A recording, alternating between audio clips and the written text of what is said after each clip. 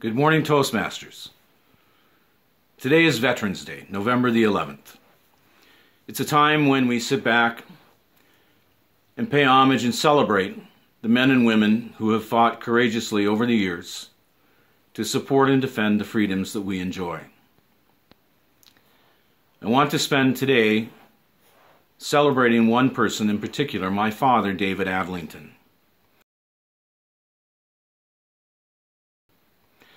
My father is a veteran of the Second World War. From 1939 to 1945, he was overseas and fought in multiple conflicts.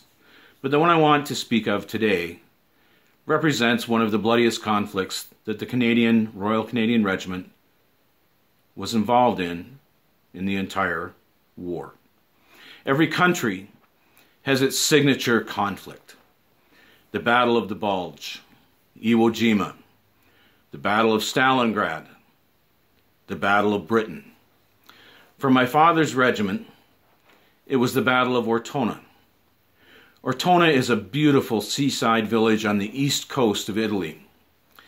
But in 1943, it was a hotbed of conflict between the Germans and the Canadians. By this point in 1943, Italy had capitulated, and the Italian civilians were no longer combatants in the war.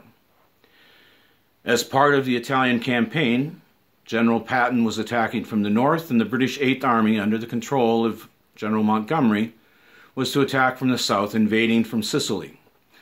My father's regiment's role was to drive the Germans north up the coast of Italy to where they would eventually be surrounded and hopefully surrender. The battle was fought daily. The Germans would fight during the day, retreat at night, fight during the day, retreat at night. Eventually they came to Ortona, and it was at this point that they drew the proverbial line in the sand. This would become their Battle of Stalingrad. A Canadian regiment has 900 men. When this conflict ended, there were 700 killed or wounded. To stage this briefly, Ortona was a small town, and just south of it was a river called the Morro River. The Morro River Valley had to be breached in order to get to Ortona. This is where the multitude of casualties took place. But as the Canadian Army pushed forward, they eventually made it into Ortona. This battle took place December 20th to 28th, 1943. I want to read you a brief comment that was written by an historian who was involved in the conflict, and this is what he said. "It wasn't hell. It was the courtyard of hell. It was a maelstrom of noise and hot splitting steel. The rattling of machine guns never stops. Wounded men refuse to leave, and the men who don't want to be relieved after 7 days and 7 nights. The battlefield is still an appalling thing to see, in its mud, ruin, dead, and its blight and desolation."